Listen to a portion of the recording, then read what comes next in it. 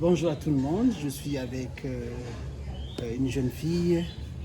Sinon, elle va se présenter et dire réellement qui elle est. Voilà, nous sommes sur Limo TV. Juste sans tarder, nous allons parler de sa vie, de ses ambitions, de ses objectifs.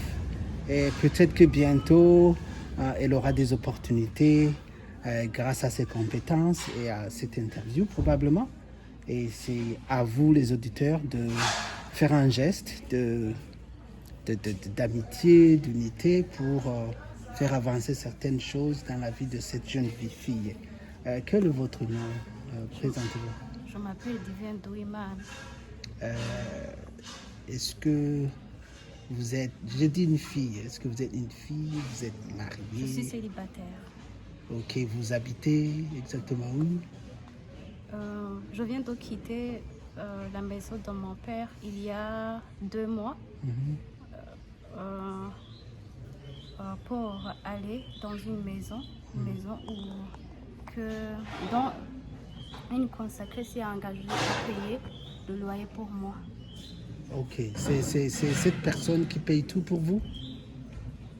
Oui, le loyer et la ration. Ok, bah, c'est presque tout alors.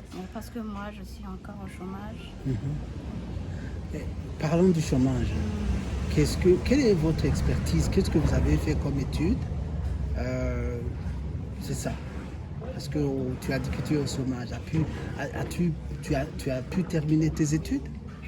Oui, j'ai pu terminer. J'ai étudié jusqu'au premier cycle universitaire. J'ai un diplôme de baccalauréat en psychologie clinique et sociale il y a une année et demie. Ok. Alors, dans la vie courante, est-ce que tu as des difficultés par rapport... parce que je t'ai vu porter un loup. Pourquoi ce loup? Je suis une malvoyante. Je souffre de la rétine pigmentaire. Ça aussi, c'est l'un des obstacles que j'ai pu surmonter pour étudier.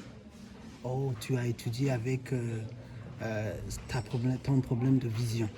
Oui. Mais quand même, tu as pu faire des études jusque quelque part à un haut niveau. J'ai des ambitions pour faire la psychologie clinique et sociale. Ça m'a été très difficile parce que je me suis rendu compte que la psychologie clinique et sociale ne faisait pas mes passions. Donc, moi, j'aimerais être littéraire. Ok. Et j'aimerais faire le master pour me réorienter pour faire dans un domaine qui correspond à mes passions. Si j'ai bien compris, les études que tu as entreprises ne correspondaient pas avec tes ambitions ou ta façon de faire les choses dans le futur. Alors, s'il y a quelqu'un qui écoute ce message, s'il a quelque chose qui peut t'orienter dans tel domaine, peux-tu être précise pour que cette personne puisse savoir quoi faire? Quels sont tes objectifs par rapport à tes études que tu veux continuer? Je sais bien compris. Oui, je vais continuer. Je ne sais pas si au Burundi c'est possible parce que j'aimerais consulter un conseiller en orientation scolaire ou bien un coach professionnel parce que j'ai constaté que quand tu t'orientes dans un domaine qui ne va pas avec tes goûts, tu n'excelles pas et ça va bloquer tes compétences. Ah, ça, c'est une évidence. Et par rapport à ta vision, est-ce qu'il y aurait-il des changements que les médecins peuvent faire si quelqu'un trouve une personne d'inhabilité ou c'est irréversible? Qu'est-ce qu'on t'a dit? Avec mon handicap, parce que ça me bloque aussi pour faire des recherches, mais j'ai pu faire des recherches sur YouTube avec les vidéos. J'ai entendu que, et même les médecins m'ont dit ça, que la rétine pigmentaire est incorrigible. que les recherches sont en cours, mais j'aimerais demander aux personnes qui souffrent de la rétinite pigmentaire comme moi, surtout sur des pays développés, j'aimerais leur demander s'il y a des soins adaptés pour ralentir la cécité visuelle. Ok, oui, sûrement qu'il y aura des gens qui vont écouter cette vidéo et qui vont réagir. Et je vous en prie, faites quelque chose parce que cette fille a beaucoup d'ambition, elle voit très loin, mais parfois avec cet handicap, ça peut être difficile et on a besoin de votre soutien et de votre contribution, que ce soit monétaire, pourquoi pas, ou que ce soit une information qui peut diriger cette fille à un médecin ou à quelque chose qui peut ouvrir des portes. Je ne sais pas s'il y a une question que je n'ai pas demandée ou quelque chose que tu peux dire. Tu sais, je n'ai pas tout demandé peut-être. Est-ce qu'il y a quelque chose que tu veux dire?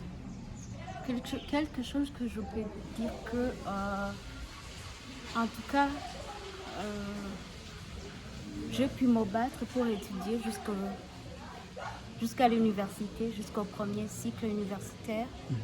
Mais j'ai rencontré beaucoup de problèmes parce que je suis un enfant naturel, donc un enfant né hors mariage.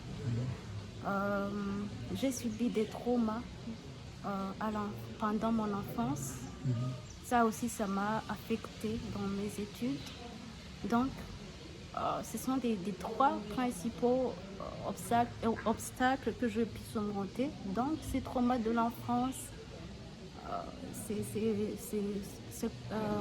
son handicap, la déficience visuelle et le fait de ne pas bien choisir un domaine qui correspond à mes passions et d'autres difficultés au quotidien.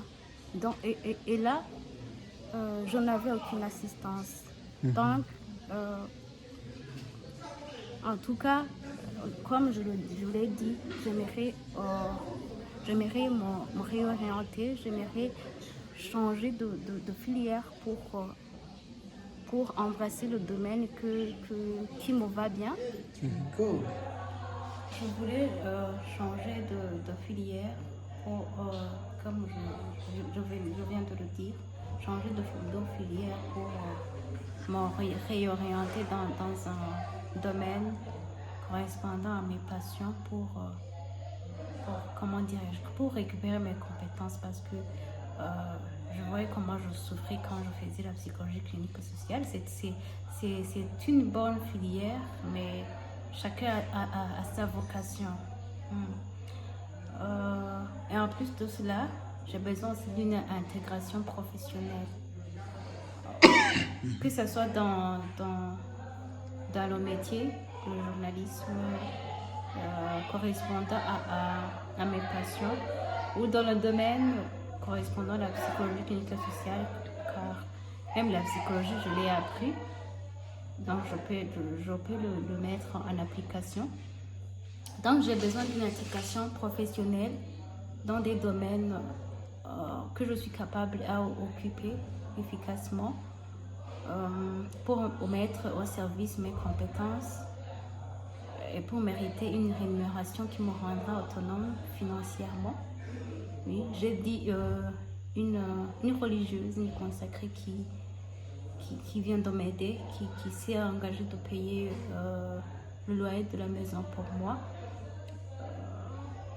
J'ai besoin aussi d'une autre personne qui peut m'aider, que ce soit dans l'orientation, dans mon réorientation dans des filières en rapport avec la littérature ou l'intégration professionnelle. Comme j'aime aussi le journalisme, j'ai pensé à ouvrir mon propre TV online pour exercer, pour mettre en pratique mes passions. Mais j'ai pensé aussi aux personnes vivant avec déficience visuelle. J'ai pensé beaucoup à leur capacité. J'ai pensé à qu'est-ce qu'une personne ayant une déficience visuelle est capable de faire. Et je me suis dit que on peut une radio, pourquoi pas une télévision ou en chaîne YouTube pour travailler, pour mettre en public nos capacités, nos connaissances. Je sais que les personnes vivant avec des déficiences visuelles aiment chanter, ils aiment parler aussi. Comme je pense que le journalisme, ils peuvent l'exercer. Merci.